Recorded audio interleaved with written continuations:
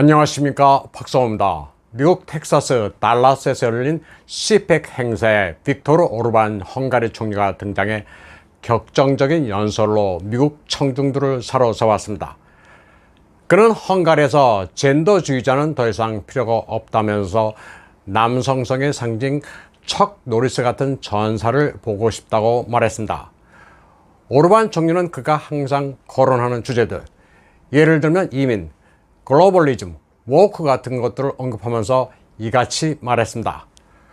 척 노리스는 미국의 무술사범이자 영화 배우입니다. 오르반 총리는 젠더의 상징 드래그 퀸은 적었으면 좋겠고 척 노리스는 많았으면 좋겠다는 세계관을 밝혔습니다. 오르반 총리 연설은 목요일 열렸습니다. 오르반은 토요일로 예정된 도널드 트럼프 전 대통령의 연설을 앞두고 군중을 모으기 위한 차원의 연설이었습니다. 오르반 총리는 자신을 구식의 프리덤 파이터로 묘사하면서 공화당 청중들에게 헝가리 출신의 사업자 조지 소로스의 군대에 대항해 힘을 모으자고 역설했습니다. 그는 좌파 언론도 조롱했습니다. 내일 신문 헤드라인은 안 봐도 알 수 있다면서 아마도 그들은 유럽의 극우 인종주의자, 반유대주의자, 독재자, 푸틴의 트로이 목마가 CPEC에서 연설했다고 기사를 쓸 것이라고 말했습니다.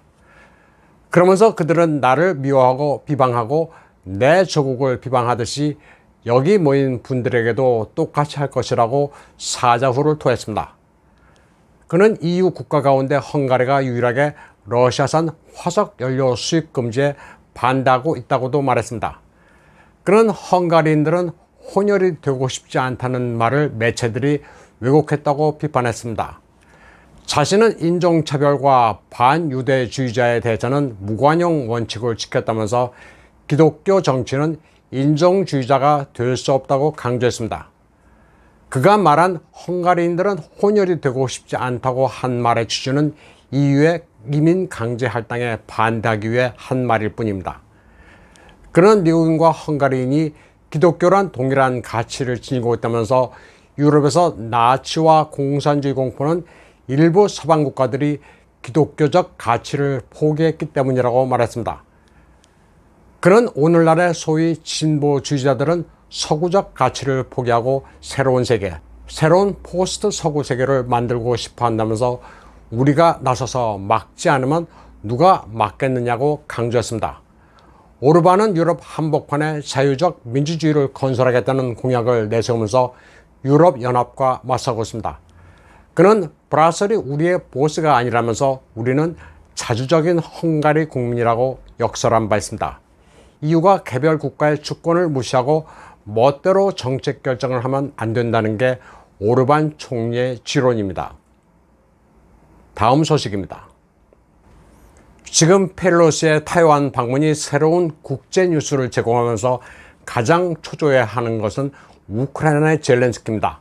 한때 뉴스의 홍수를 이루던 젤렌스키는 점점 중요도가 사라져가고 있습니다. 8월 3일 젤렌스키는 호주 캔버라에 있는 오스트레일리언 내셔널 유니버시티에서 화상 강연을 가졌습니다. 온라인 대학 포럼에 참여한 것은 6월 일본에서도 있었는데 갈수록 격이 내려가고 있습니다.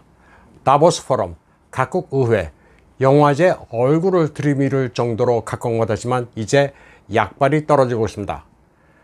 젤렌스키는 ANU에서 중공이 러시아를 도우면 안 되고 최소한 중립을 유지해야 한다고 주장했습니다.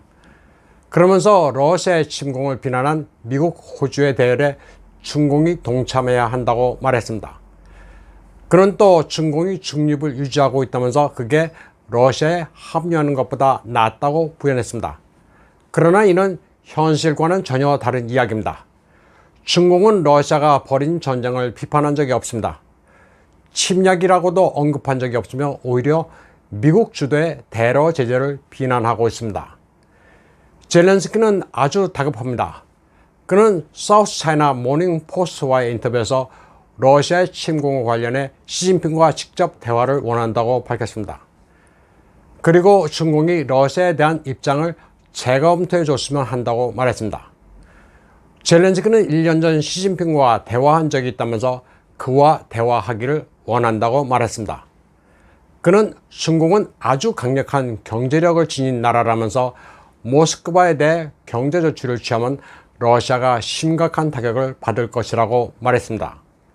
젤렌스키는 중공 시장이 러시아로서는 중요하기 때문에 전쟁이 끝날 때까지 무역을 자제해달라고 읍소했습니다.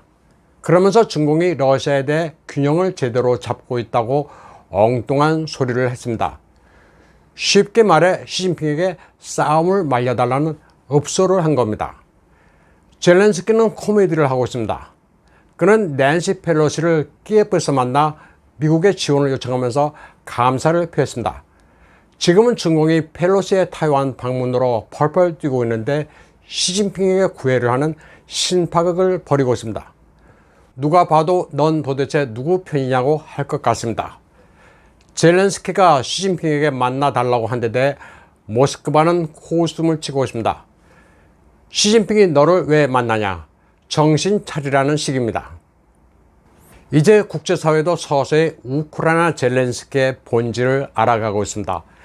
애니스티 인터내셔널은 보고서에서 우크라이나의 전투 전술이 민간인을 위험에 빠뜨렸다고 지적했습니다.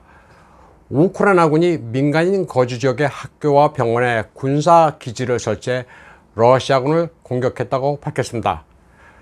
물론 우크라이나군이 그런 민간시설의 진지를 구축했다고 해서 러시아군의 공격이 정당화되는 것은 아니라는 단서를 달기는 했습니다.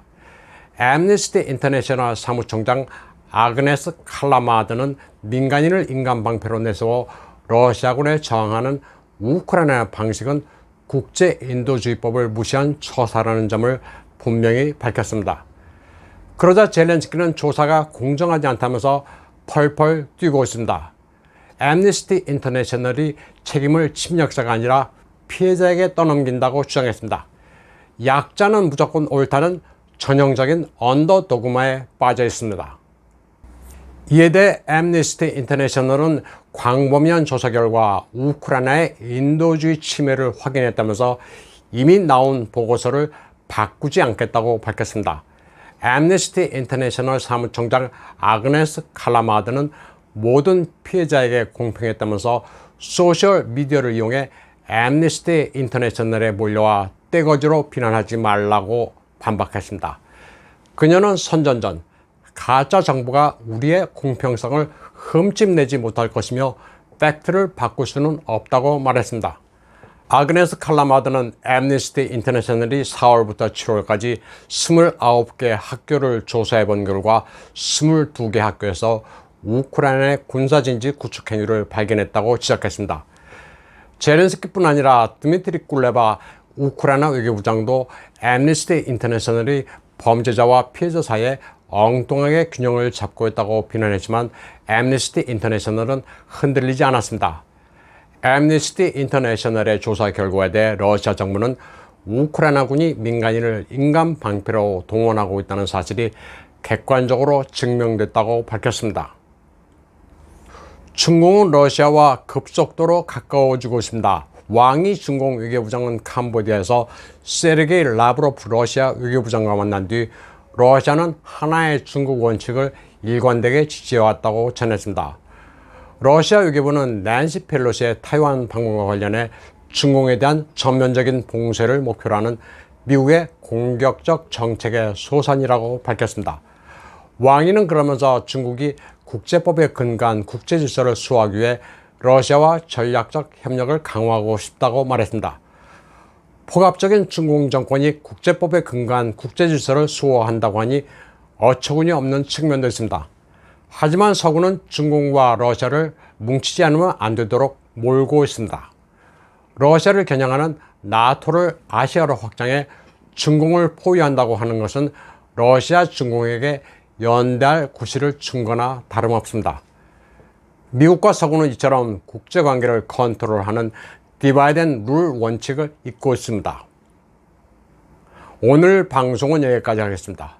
시청해주신 여러분 감사합니다.